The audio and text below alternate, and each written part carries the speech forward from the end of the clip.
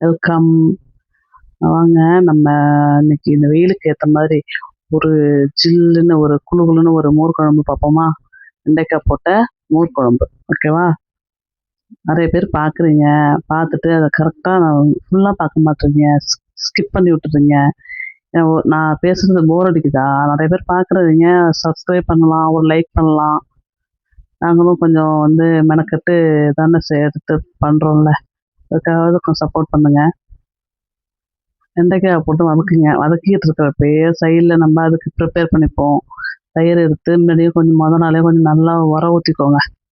நிறைய உர ஊற்றிட்டிங்கன்னா அந்த மோருக்கு வேணும்ல, அதுக்காக கொஞ்சம் உர ஊற்றிட்டு எவ்வளவு வேணுமோ அதை எடுத்துட்டு கொஞ்சம் தண்ணி வேணுனாலும் கொஞ்சம் ஊற்றிட்டு நல்லா கலந்து விட்டுட்டுங்க. கலந்து விட்டு நல்லா அடிச்சுக்கோங்க. இருந்தாலும் நம்ம மிக்சியில் போட்டு ஒரு அடி அடிச்சிட்டோம்னு வச்சுக்கோங்களேன், அந்த திப்பி திப்பிலாம் இல்லாமல் நல்லா ஸ்மூத்தாக இருக்கும். ஓகேவா? அதனால தான் நான் மிக்சியில் போட்டு ஒரு அடி அடிச்சிட்டேன். அப்போ தான் ஸ்மூத்தாக வரும். அதனால அடிச்சுக்கோங்க. இல்லைன்னா அந்த உரையில ஏதாவது திப்பி எல்லாம் இருக்குல்ல, ஆடையெல்லாம் இருக்கும், அது வந்துடும்.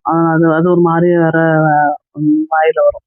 அதனால தான் அதை ஊற்றிட்டு பிறகு அதில் கொஞ்சம் மஞ்சத்தூள் கொஞ்சம் போட்டுக்கோங்க. அப்போ தான் கொஞ்சம் மஞ்சளாக இருக்கும், இல்லைன்னா ஒயிட்டாக இருக்கும். அதனால கொஞ்சம் மஞ்சத்தூள் கொஞ்சம் போட்டு அதை வச்சுருங்க. அப்புறம் மிக்ஸி ஜாரில் ஒரு ஸ்பூன் ஜீரகம், ஒரு ஸ்பூன் பச்சரிசி, ஒரு ஸ்பூனு என்னது சாம்பார் பருப்பு, துவரம் பருப்பு ஊற வச்சுருக்கோம். கொஞ்சம் கொஞ்சம் ஒரு 1/2 மணி நேரத்துக்கு முன்னாடி கூட ஊற வச்சுக்கோங்க. அதை போட்டுட்டு அதோட எவ்வளோக்கு நம்ம காரம் வேணுமோ அந்த காரத்துக்கு ஏற்ற மாதிரி பச்சை மிளகாய் போட்டுக்கோங்க, ஒரு துண்டு இஞ்சி போட்டுக்கோங்க, அதில் பூண்டு போட்டுக்கோங்க. பூண்டு இதை போட்டு நல்லா மசிச்சிருவோம். ஊற வச்சோம்ல, நல்ல தண்ணியில் ஊற வச்சுருங்க. அதோட போட்டு அரைச்சிடலாம். ஓகேங்களா? அடுத்தது கடாய் வச்சுட்டு எண்ணெய் ஊற்றிக்கோங்க. நான் கல்லெண்ணெய் தானே யூஸ் பண்ணுவேன். மீன் குழம்பு, காரக்குழம்பு, இதேமாரி அப்புறம் சிக்கன் இதுமாரி உள்ளதுக்கு தான் நான் நல்லெண்ணெய் ஊற்றுவேன். அப்புறம் அதை போட்டு ஜீரகம் போட்டு தாளிச்சிட்டு பட்டை மிளகாய் 4 போட்டுக்கோங்க. இப்போ டேஸ்ட்டு கொடுக்கும்.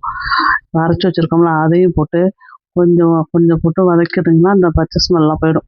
இந்த இஞ்சி பூண்டெல்லாம் போட்டோம்ல, அந்த பச்சை ஸ்மெல்லாம் போயிடும். அதுக்கு பிறகு வெந்தது வதக்கி வச்சுருக்கோம்ல வெண்டைக்காய், அதையும் போட்டு கொஞ்ச நேரம் அப்படியே அதில் கொஞ்சம் சோக் ஆகட்டும். கொஞ்சம் கொதித்து வரட்டும்.